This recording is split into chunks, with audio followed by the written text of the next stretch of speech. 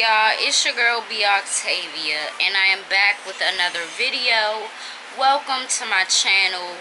Welcome to this video right here. If you are not new, thank you for coming back. And if you are new, let's get into this so y'all can see why y'all need to subscribe, why y'all need to like this video, and why y'all should support the movement. So today's video will be a story time of my time in foster care. If you guys do not know, I'm from DC and I'm 23 years old. This video will be a story time on my time in foster care. And I wanted to do this video mainly because I know that it's a lot of other kids that have since grown into adulthood, or kids or teenagers that are within the system, and a lot of people are still harboring pain from the past and from being placed in foster care, including myself in certain ways. Growing up, I feel like the blame has shifted.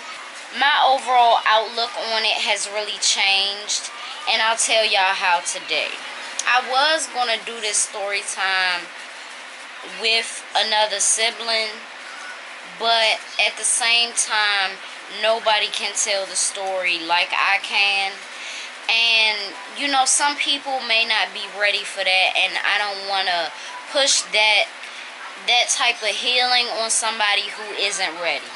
One thing that I realized about all of this was, it's my experience. Like, yes, me and my siblings went through it together, and not the whole experience, but I'll explain that. But at the same time, we all experience different feelings toward it in that time. And even now, we might have different outlooks on it, and that's okay. This video is not only for that, but for me to just really document my feelings towards it, because I've never, other than my siblings, us talking about it together, I haven't discussed it. And it's one thing that, I'm the type of person that if you don't ask, I'm not going to tell.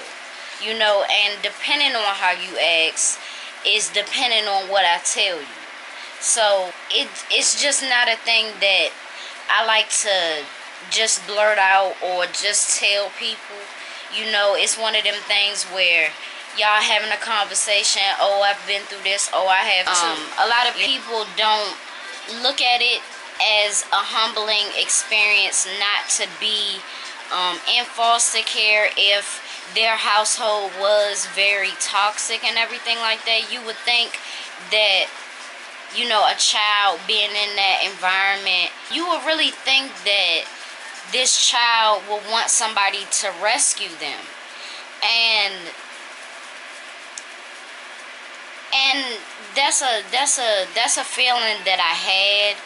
But at the same time, being pulled away from your mom, or like stuff like that, I had never been away from my parents, and it was scary.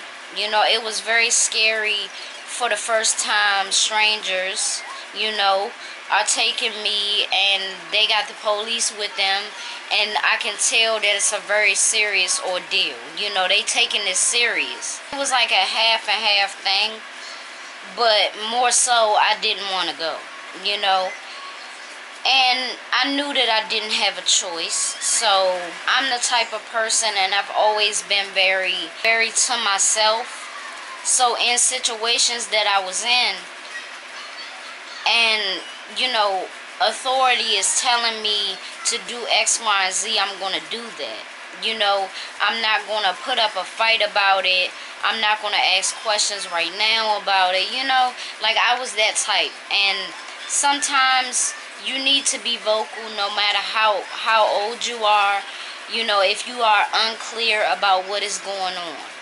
Because I had no idea. I was literally just going with the flow. So I'll get into what happened. don't you know the saying, like, it's that famous, like, what do black moms say? And it's that famous line, don't answer the phone or don't answer the door for anyone, right? Well, I didn't see anything wrong with that saying until I got older, and especially until I had a child myself. And that really means, you know, that line to me really means that you're telling your child that you're leaving them home alone. And I really did not see anything wrong with being left alone, mainly because I was with my siblings, but we was all under 12. You know, we was all under 10, really, at a very young age, just in the house by ourselves. And I couldn't imagine doing that, like, for any reason to my child. And I mean, sometimes I look back on it and I think about how many times that really happened for, you know, somebody to report, you know, this and for whatever.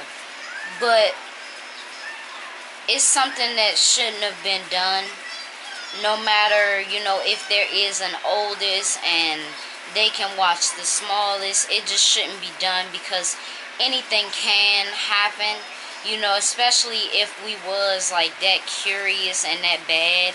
Anything could have happened. The blame of it really didn't push towards my parents until I got of age and until I had a child myself. You know, until that time, I was thinking of it like, well, X, Y, and Z shouldn't have opened the door.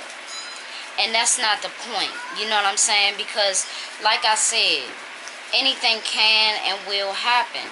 You know, we curious kids. If we hear a knock at the door and there wasn't a knock at the door the previous times that y'all left, 1 out of 4 of us is going to have that curiosity bug. The curiosity bug is going to bite one of us. And it just so happened to bite one of us, you know? So X, Y, and Z opened the door. And another thing that was dangerous about it was, don't you know how, like, you got a screen? You got like a screen door, okay? And then you have the actual door. Well, the door wasn't the issue. The screen wasn't really a screen. It was more of like a iron, like a cast iron gate. Okay, the gate needed a key. The gate needed a key. So with this gate needing a key, it was this lady with a clipboard, you know, standing there, and she had some officers with her. When X, Y, and Z opened the door, I remember hiding under the bed. So I was thinking they would just leave, you know what I'm saying? I don't know. I was hiding, you know what I'm saying? I was hiding, but I heard the lady asking questions and all this, and I was curious as well, because I didn't know, like, didn't know white people, like, knock on our door. Like, we was curious kids, you know. So after hiding under the bed and coming out from under the bed, we standing there talking to them, and of course, like, they are trained. Like, I can tell that this lady was trained to, like, talk to children, because she just had a overall nice tone. But I don't trust nice tones. Like, it be like a give and pull, you know what I'm saying? Like, I don't really all the way trust it. And after a while, I knew that they was going to try to take us out the house. It was a very dramatic situation to try to rescue us. And I'm not going to say like rescue us, because we could have been in danger. Like, that's how they was handling it. And, you know, rightfully so, because if I was to leave my child in the house by herself, anything could happen, and I would hate for my child to be trapped anywhere or anything, and that's my fault. Well, so we had another door, and it was like a back door to the outside or whatever. They told us to come out that way. It was another gate, but this was like a real, just like a gate, but that needed a key too. So they decided to pick us up and put us over the gate so that they can put us in the car. So by this time, all four of us are in the police car. And I didn't have shoes on. I remember that. I did not have shoes on. I did not have socks on. I was in the house, you know, so I didn't have my slippers on. I usually do, but I ain't have them on or whatever. So we arrived at the headquarters, but all of that is very blurry.